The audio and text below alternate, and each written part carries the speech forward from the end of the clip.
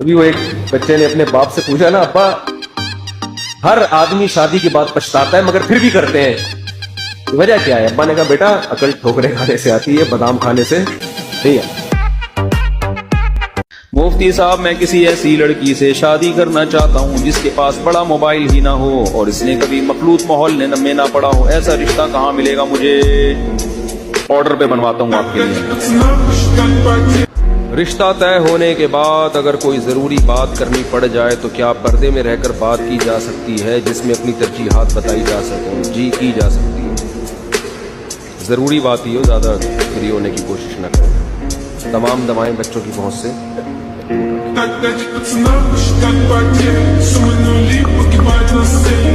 पैसे निकलवा सकते हो निकलवाओ।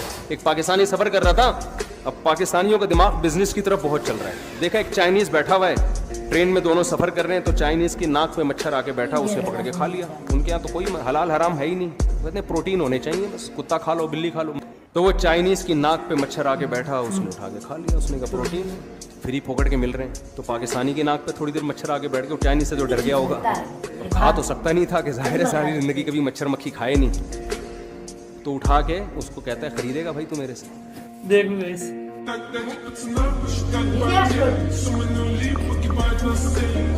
औरतें बड़ी होशियार होती है, पता है आपको? रोते हुए भी एक दूसरे के दुपट्टे चेक कर रही होती हैं वो, कपड़ों के मामले में। एक औरत की मैयत हुई ना, वो रो रही है। मैयत में जो औरतें आती हैं ना, रोते रोते साड़ियां दुपट्टे चेक कर रही होती हैं एक दूसरे की। बातें बातें रोते थे, हाय मुन्ने के अब्बा दुनिया से चले गए, हाय हाय बहुत अफसोस। बहन ये दुपट्टा कहाँ से लिया तुमने? हाय हाय हाय हाय हाय बहुत अफसोस हुआ। तो वो रोते रोते बता रही होती है, हाय हाय बहुत अच्छे थे मेरे मियाँ, बुल्टन मार्केट से खरीदा था। बच्चे चाहते थे हमारे जो कारी जिनका नाम अब्दुल गफूर है, ये छुट्टी करें, छुट्टी नहीं कर रहे थे वो।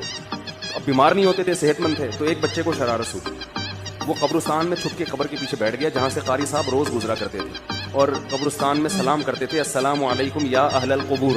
ठीक है यार, कारी साहब को बीमार करो। तो एक दिन कारी साहब गुजरे, कब्र के पीछे बच्चा छुपा हुआ है। कारी साहब ने कहा अस्सलामु अलैकुम या अहलल कुबूर। कब्र के पीछे से आवाज आई, वालेकुम अस्सलाम भाई अब्दुल गफूर।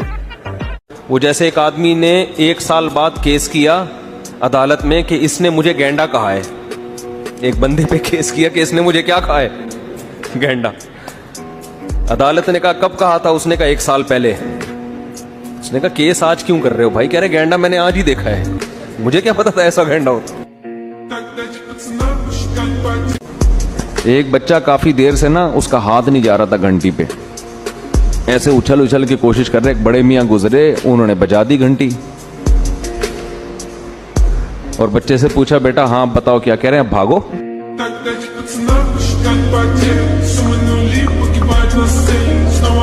एक दफा मैं, पुरानी बात है, मैंने दोस्त से बड़ी VIP गाड़ी ले ली उधार।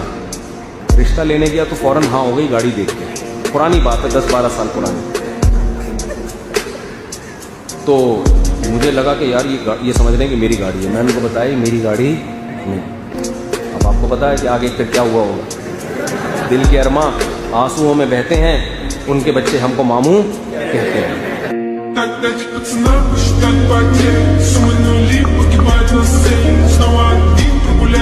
ऐसी ऐसी मेरे घर के गैस का बिल 50,000 रुपए आया है, हर महीने पाबंदी से बिल दे रहा हूं। मैंने जाके कहा भाई ये जहन्नम का कनेक्शन हमारे घर से लिया हुआ है आप लोग।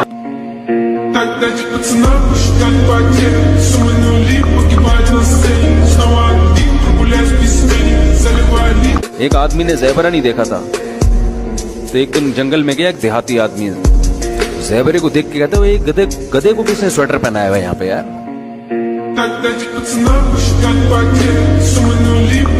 गर्लफ्रेंड से एक लड़के ने कहा कि मेरे पास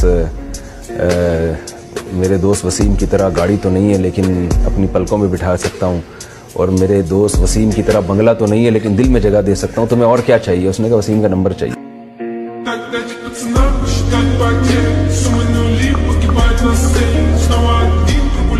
एक लखनऊ का आया, लखनऊ के लोग बड़े उर्दू खानदानी होती है ना, वो आया कराची में या कहीं पंजाब में गया, पंजाब में, तो वहां केले बिक रहे थे। कहते हैं आप केले आददन देते हैं या वजनन? यानी वजन के जरिए देते हैं, तोल के, या यहाँ आदत गिन के दिए जाते हैं? तो भाईजान अब सब्जी वाले से पूछ रहा है, वो फल वाले से, रेडी वाले से, लखनऊ का। कह रहे आपके यहाँ केले अददन बिकते हैं या वजनन? उसको क्या समझ, कह रहे हैं पता नहीं अददन वजन, दनादन बिकते हैं, दनादन। लेना है लो वरना निकलो यहाँ से।